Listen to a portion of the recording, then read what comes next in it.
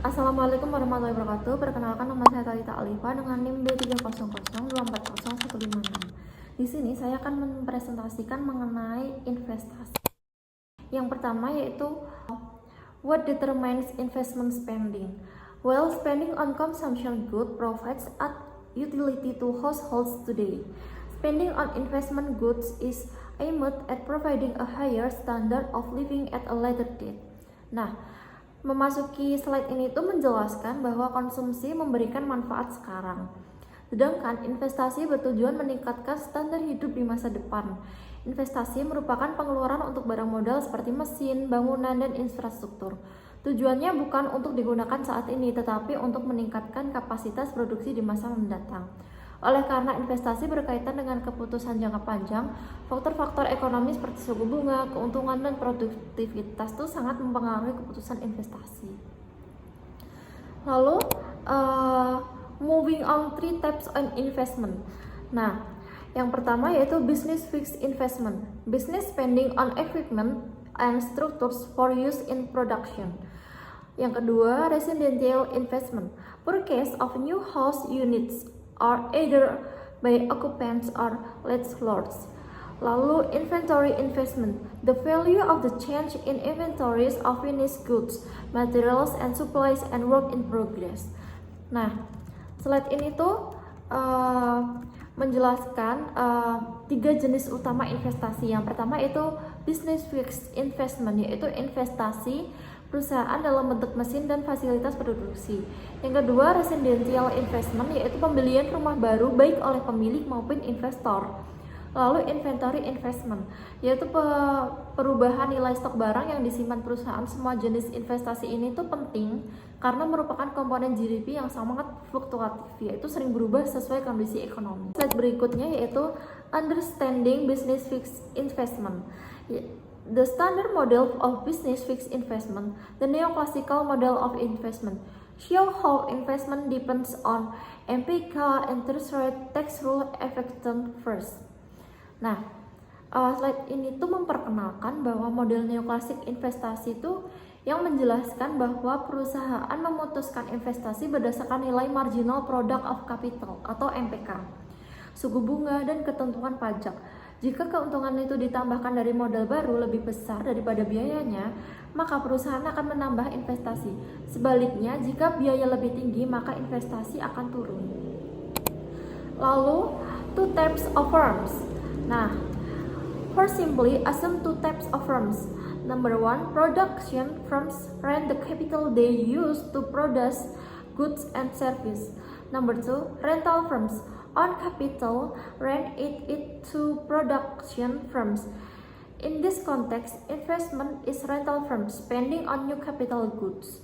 Nah, untuk penyederhanaannya, model membagi perusahaan menjadi 2 jenis. Yang pertama yaitu perusahaan produksi atau production firms yang menyewa modal untuk membuat barang dan jasa. Yang kedua yaitu rental firms atau perusahaan rental yang membeli modal dan menyewakannya. Dalam model ini, keputusan investasi terutama dilakukan oleh perusahaan rental yang menambah modal jika menyewakannya menguntungkan. Selanjutnya, yaitu the capital rental market. Production firms must decide how much capital to rent.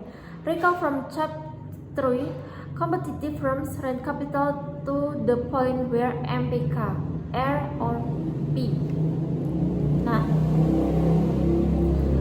perusahaan produksi itu menyewa modal hingga titik di mana marginal product of capital sama dengan biaya sewa modal. Hal ini mencerminkan keseimbangan pasar modal di mana perusahaan hanya menggunakan modal tambahan jika pendapatannya itu masih menambah keuntungan. Lalu, faktor that affect the rental price. Nah, slide ini tuh menjelaskan faktor-faktor yang mempengaruhi harga sewa modal. Untuk fungsi produksi Cobb-Douglas, MPK itu meningkat jika modal berkurang, tenaga kerja bertambah atau teknologi meningkat. Ini berarti modal itu menjadi lebih berharga dan perusahaan bersedia membayar biaya sewa yang lebih tinggi. Lalu, rental firms investment decisions. Rental firms invest in new capital when the benefit of doing so exceeds the cost. the benefit per unit capital, the income the rental firms earn from renting the unit of capital to production firms.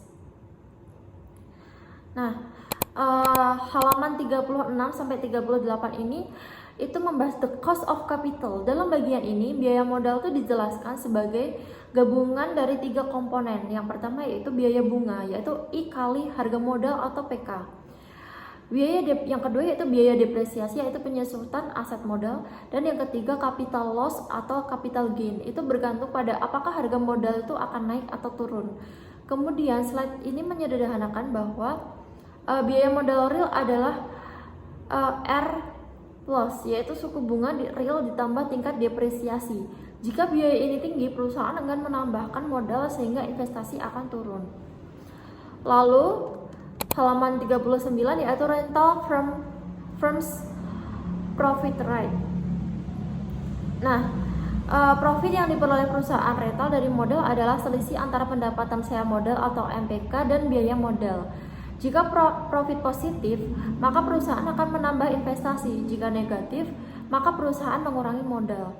Nah, lalu halaman 40 hingga 41 ini membahas mengenai net investment and gross investment. Nah, net investment itu bergantung pada seberapa besar keuntungan dan modal. Gross investment adalah net investment ditambah pergantian modal yang terdepresiasi. Nah, ini menjelaskan mengapa investasi itu bisa tinggi meskipun perusahaan hanya mengganti mesin lama. Lalu, the investment function part 1.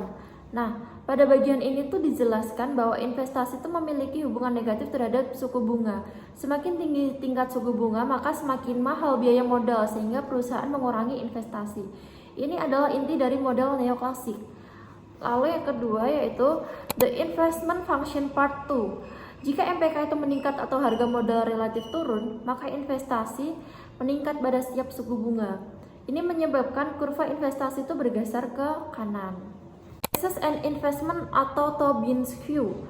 Slide berikutnya ini membahas 2 kebijakan pajak penting. Yang pertama yaitu corporate income tax yang dapat mengurangi insentif investasi.